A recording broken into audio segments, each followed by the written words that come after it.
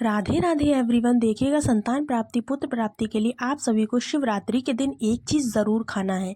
इससे आपके वंश में वृद्धि होगी, रोग कर्ज संकट पीड़ा दुख दरिद्रता का भी अंत होगा और परिवार में जो खुशियां हैं वो बरकत बनी रहेंगी। आप जानते होंगे कि ये कोई साधारण नहीं है। इस दिन पूरे साल भर जितनी भी मासिक शिवरात्रि आती है उनका समावेश होता है और यह दिन और रात्रि महाशिवरात्रि का एक तरह से एक चमत्कारी दिन माना जाता है। इस दिन किया गया दान धर्म पूजा पाठ महादेव की भक्ति अपने आप में चमत्कार होती है। यह दिन श्रेष्ठ स्वरूप से सबसे सुंदर दिन होता है।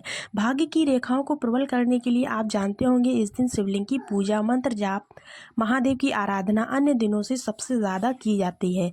इस दिन शिवलिंग स्वरूप का ही पूजन सबसे अधिक मान्य होता है, क्योंकि ऐसी मान्यता है इस दिन मध्य रात्रि यानी कि अर्थात निश्चित काल मध्यरात्रि में रात्रि के 12 बजे धरती पर शिवलिंग रूप में महादेव प्रकट हुए थे। और साथ ही एक मान्यता और भी है इसकी कि माँ पार्वती का इसी दिन विवाह हुआ था। तो यह दिन कोई साधारण दिन नहीं है, यह एक चमत्कारी दिन माना जाता है। तो आप लोगों को भी इस दिन इस उपाय को ज़रूर करना चाहिए। इस दिन आपको कौन कौन से उपाय करने हैं ध्यान से सुनिएगा और अंत तक बने रहिएगा। देखिए, व्रत करते हैं पति पत्नी तो बहुत ही शुभ होता है, श्रेष्ठ होता है और भाग्य की रेखाएं भी प्रबल होती हैं। सबसे पहला जो पुत्र प्राप्ति का उपाय है वह कैसे करना है ध्यान से सुनिएगा।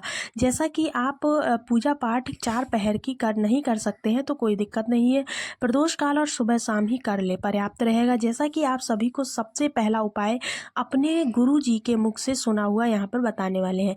जो व्यक्ति पुत्र प्राप्ति की कामना रखते हैं, इस रात्रि का महत्व तो शिवलिंग शिव और रात्रि कहा गया है इसको, ठीक है ना। तो रात्रि जो शिवरात्रि होती है उस दिन रात को आपको क्या करना है, गुरु जी के मुख से सुना हुआ यह उपाय है जिसे गुरु जी कहते हैं कि वंश में वृद्धि चाहते हैं, पुत्र की कामना चाहते हैं तो आप गेहूं की बाली वाला उपाय और एक जो दूसरा उपाय है आप जानते होंगे, एक गेहूं के दाने का उपाय आपको करना है। यह उपाय वंश वृद्धि के लिए खास है। आपको करना क्या है, देखिएगा, सबसे पहले आप सभी को शिवलिंग पर गेहूं चढ़ाने हैं। घर का शिवलिंग हो या फिर महादेव के मंदिर का शिवलिंग हो, पार्थिव शिवलिंग बनाकर पूजन भी कर सकते हैं, कोई दिक्कत की बात नहीं है। उस स्वरूप में भी आप पूजा कर सकते हैं। सबसे पहले इस दिन उठें, लाल या पीले या हरे रंग के कपड़ों का चयन करें। त्योहार कभी भी सफ़ेद या काले नीले रंग में नहीं मनाते हैं, ठीक है ना। सुख शांति सौभाग्य के लिए माँ पार्वती और महादेव का यह दिन होता है, तो इस दिन उनका विवाह भी हुआ था। सबसे बड़ी बात तो यही है, इस दिन हल्दी शिवलिंग पर चढ़ाई जा सकती है, क्योंकि महादेव माँ पार्वती का दिन होता है। पूरे साल भर हल्दी शिवलिंग पर कभी नहीं चढ़ाई जाती है, लेकिन इस दिन हल्दी शिवलिंग पर चढ़ाई जाती है, ठीक है ना। इसके साथ ही साथ दोस्तों क्या करना है, सुहागिन महिलाएं जो हैं वह अच्छी तरह से तैयार हो जाए। उसके बाद लाल पीली मेहंदी और सुहाग की जो भी सामग्री होती है वो सारी सामग्री अपने ऊपर धारण करने के बाद, पूरा श्रृंगार करने के बाद माता पार्वती से अपने सौभाग्य और सुख की कामना करें। जल्दी जल्दी आपको बाल धोकर के पूजा करनी है इस दिन, ये श्रेष्ठ माना गया है। शिवलिंग की आप महादेव के इस दिन अगर माँ पार्वती के साथ पूजा पूजन कर रहे हैं, महापार्वती और शिव जी दोनों बैठे हुए हैं, तो आपका जो जीवन है वो संपूर्ण माना जाता है। दोस्तों, इस दिन आपको दक्षिणा जरूर देनी है, ठीक है ना। दक्षिणा का जरूर विशेष ध्यान रखिएगा। इसके साथ ही साथ आपको क्या करना है, इस दिन अगर आप जा सकते हैं तो गंगा स्नान जरूर कीजिएगा, ठीक है ना।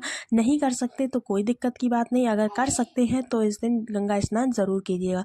दक्षिण दिशा की तरफ मुंह करके कभी भी पूजा मत कीजिएगा, ठीक है ना दोस्तों। तो देखिएगा दोस्तों, आपको इस उपाय को करने के लिए गेहूं कितने लेने हैं आपकी इच्छा है। 108 ले सकते हैं, कम ज़्यादा इसमें कोई भी गिनती नहीं है।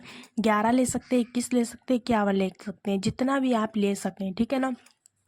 या फिर आप चाहे तो एक मुट्ठी गेहूं भी ले सकते हैं। गुरु जी ने कहा है वंश वृद्धि के लिए चाहे तो संतान के लिए महादेव की जय कहते हुए आपको इन सारे के सारे गेहूं को या फिर श्री शिवाय नमस्तोभ्यम कहते हुए आपको इन सारे गेहूं को अपने घर के शिवलिंग पर या फिर महादेव की जो मंदिर में शिवलिंग है वहां पर आपको चढ़ाना है, ठीक है ना। पुत्र प्राप्ति के लिए दूसरा आपके प्रश्न आते हैं कि क्या हम अगर पेट से हैं कितने महीने तक महादेव की पूजा करें।